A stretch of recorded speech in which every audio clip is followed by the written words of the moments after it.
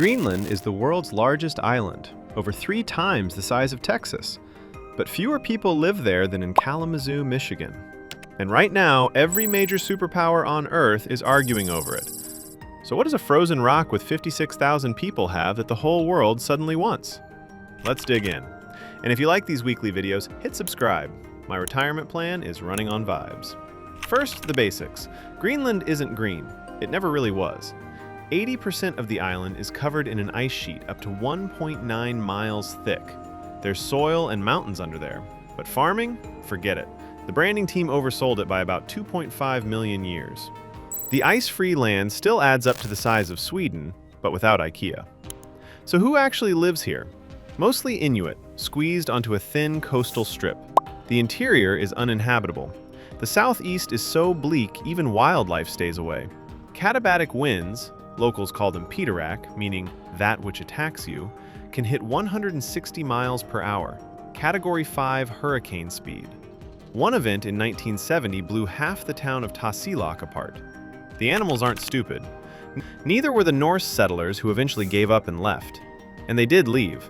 The Norse showed up during the medieval warm period, when Greenland looked almost livable.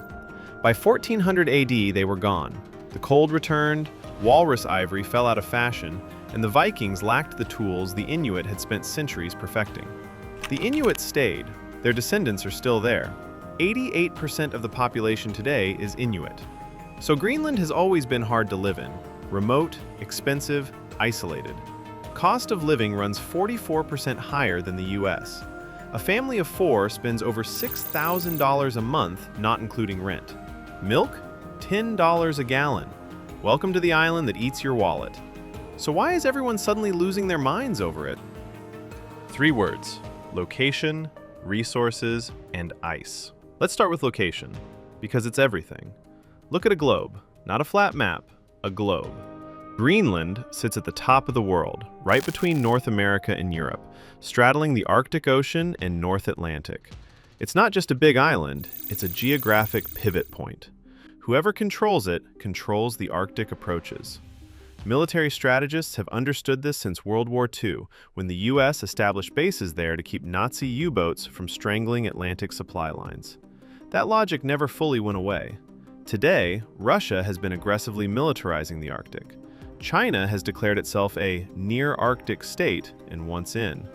The US, which technically already has Patuxent Space Base, formerly Thule Air Force Base, on Greenland's northwest coast, knows that base is one of its most strategically vital assets on Earth. Missile detection, satellite tracking, Arctic surveillance, it all runs through there. This is why US presidents keep bringing up buying Greenland, and why Denmark keeps saying absolutely not.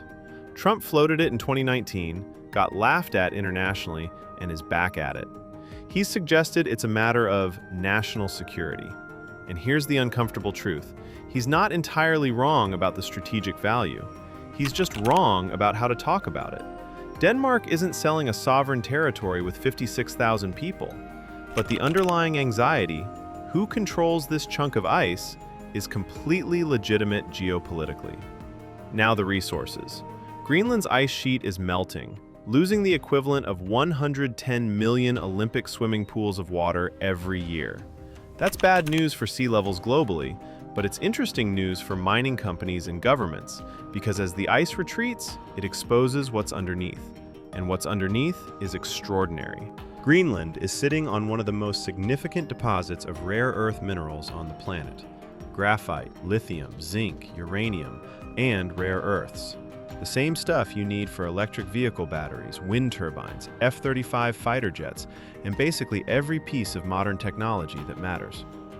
Right now, China controls roughly 72% of US rare earth imports.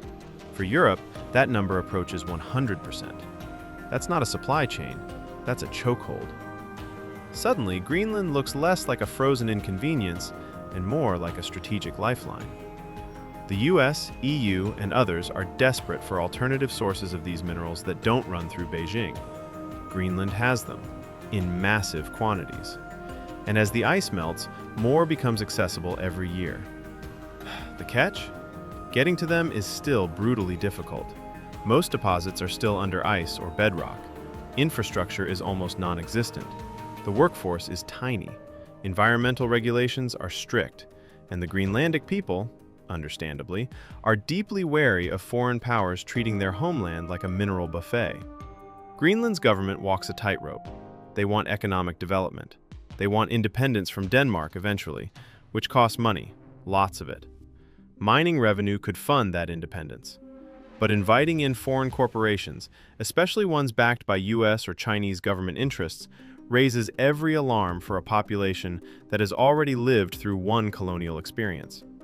Denmark forced Greenlanders from their coastal villages in the 1950s to modernize them. Greenland has the world's highest suicide rate. The trauma of that history is fresh. Then there's the Arctic route. Here's something most people don't think about.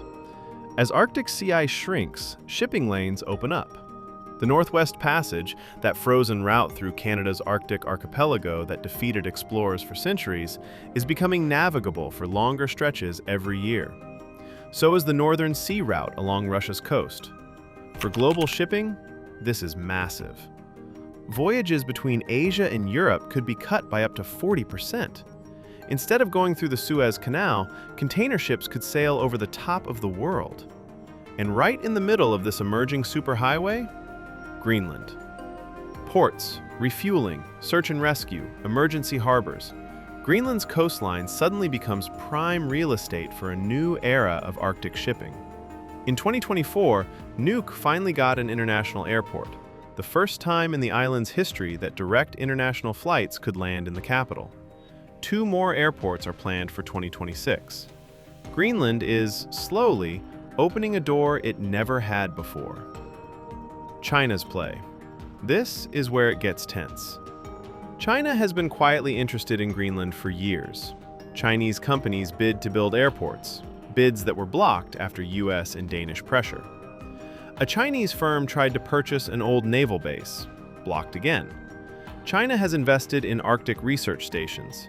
It's called itself a near-Arctic state and published an Arctic strategy.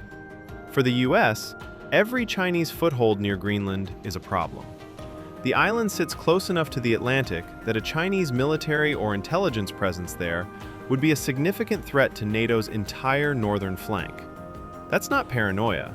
It's the same logic that had the US buying Alaska from Russia in 1867, or that made the US try to buy Greenland from Denmark after World War II for $100 million. The geography hasn't changed, the stakes have just gotten higher.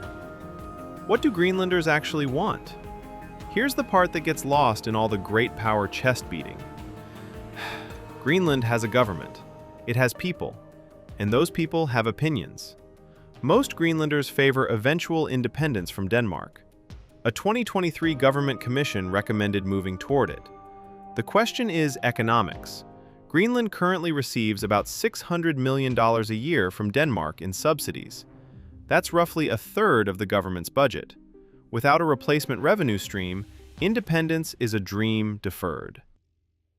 Mining could change that math. Tourism is growing. 141,000 visitors in 2024, nearly 3 times the island's population. The new airports matter. But Greenlandic leaders are clear. They're not interested in trading Danish dependency for American or Chinese dependency. They want partnership, investment, on their terms. When Trump suggested the US might use economic pressure or even military force to take control of Greenland, the response from Greenland's prime minister was blunt. Greenland is not for sale.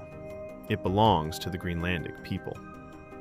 That statement shouldn't need saying in 2025, but here we are. The bottom line. Greenland is sought after because the world is changing faster than the maps can keep up. Arctic ice that locked this island away from geopolitics for centuries is melting. Shipping routes are opening.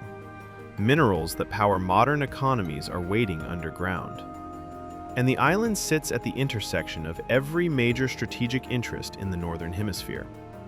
It's the world's largest island, fewer people than Kalamazoo, and somehow it's at the center of a 3-way tug of war between the US, China, and the EU, with Denmark stuck in the middle, and 56,000 Greenlanders wondering when anyone is going to actually ask them what they want.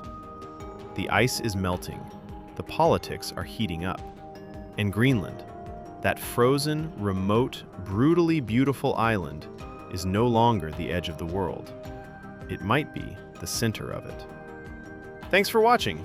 Subscribe if you want more of this, because the world is stranger than any map makes it look. See you next week on Map Tracks.